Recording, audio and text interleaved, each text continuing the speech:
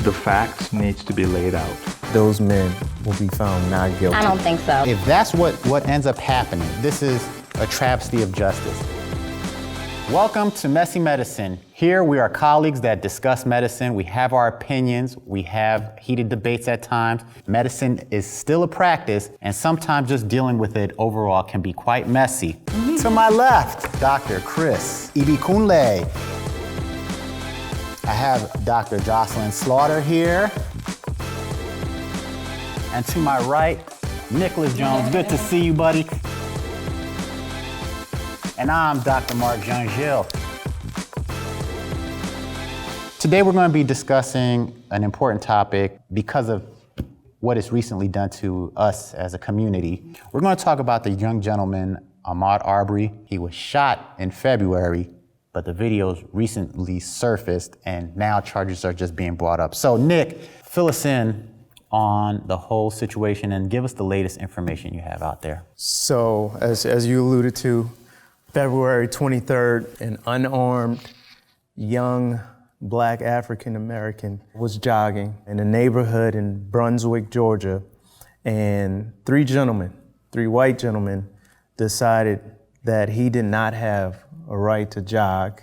He stopped at a vacant house that was under construction, and then he continued on his run, and they had him completely blocked in, and as he tried to avoid confrontation, they shot at him, 3 gunshots, and he died. He was essentially lynched. And what's so troubling about this situation is that it sort of gets covered up, or you don't hear about it. But fortunately, there was video evidence that showed that these events happened. But when does this stop? What do we do?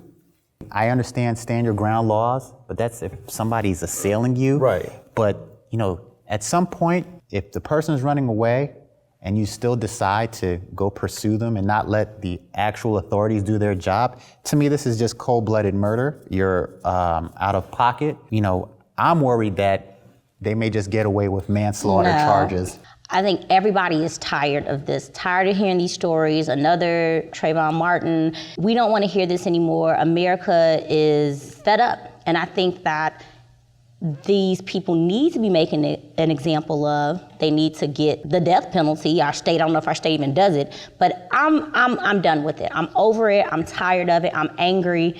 And I think that as Black people, this is the beginning of a war. Like, this is absolutely inexcusable. There's no way you can defend this at all. Just one other thing. I failed to mention the 911 call. Oh, so yeah. He actually called 911, and he's on the phone with the operator, and the operator asked him, well, what is he doing? Mm-hmm.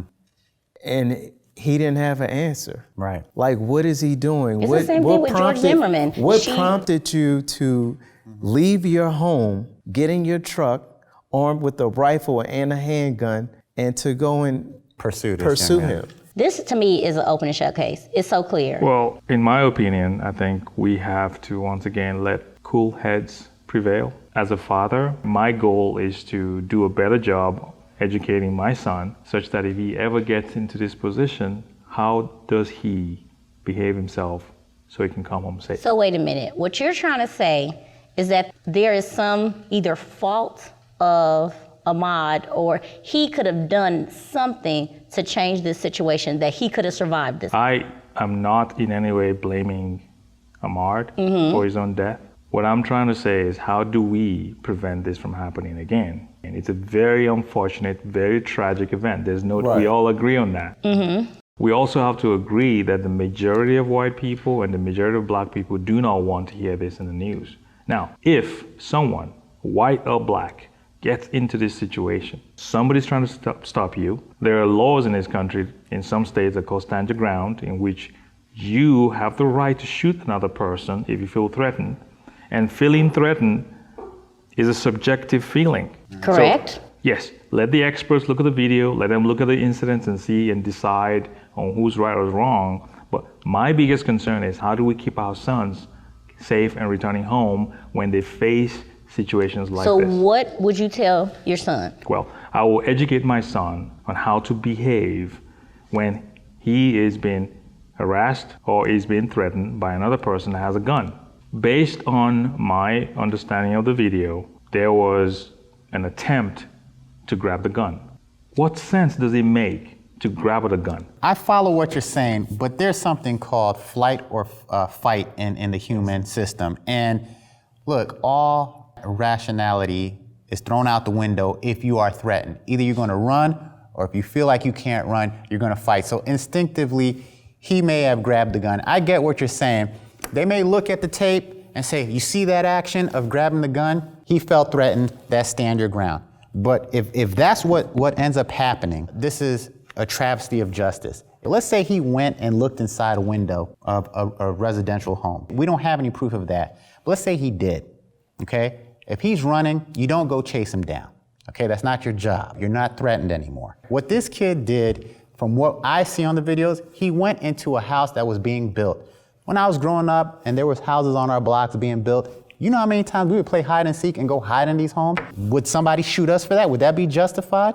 No. You'll have news outlets that are already trying to vilify him the same way they did Trayvon Martin. They're trying to already paint a picture so that there'll be some sympathy to the two murderers. And Mark, you're absolutely right. There's jumping to conclusion on both sides. On one hand, member of this panel are jumping to the conclusion this is homicide, that this is an unjustifiable homicide. It is. But the facts needs to be laid out. We need to get experts on the law as well as the incident. I don't trust the system. Nothing will change unless the law itself changes. Exactly. So if the law is the way that it is, that it's written right now, I believe more than likely that those men will be found not guilty. I don't think so. The laws are exactly the same. It's too much exposure. It doesn't matter. The law has not changed. And I'll take it further and say that what would have been different if he obliged? Nothing. He would have been home. He would have been alive. I don't know if that's the case. That's the point. The point is, if someone is holding a gun, if you try to fight the gun with your fist, you will lose. I feel like people we're a lot more fearful. We want to save ourselves. We don't know what the other person is going to do. So I think that he probably didn't know what they were going to do, and he thought, I'm dead if I run, I'm dead if I stay, so I'm going to try to fight. It's going to end when these negative thoughts about another race ends. I'm going to educate my kids on how to behave, what to do, and I'm going to be as frank with them as my mom was with me. She told me, look, you're gonna have to work twice as hard, 3 times as hard as these white kids to reach a level of success. The teachers aren't gonna look at you the same. They're just inherently biased. And that's the flaw in our human nature. This is tragic, but I mean, we have to start educating ourselves, our communities, for this to end. I mean, all those things that you said are great, but I think we're Americans. We all have the right to live and think the way we want and do what we want to. But until the laws change, things like this will continue to happen. I should be able to run out in my neighborhood, whether it's 8 a.m. or 8 p.m. I agree. I think these men need to be found guilty. That's going to bring some peace to our nation. If they are found innocent, I am really fearful of what's going to happen. I think people are completely fed up with this, and with the information that we have, there was no justification for this. There's a lot of stereotype, there's a lot of bias. My biggest focus is what can we do as a community to avoid getting our children into these tragic situations. So I think education about the laws, about how to protect yourself and prevent yourself from getting into trouble is going to be very important. I think it's sad that we have to take those measures, but I agree that we do have to take those measures. And then don't forget, this has to go before a grand jury. They can ultimately decide that they don't have enough evidence to even try this.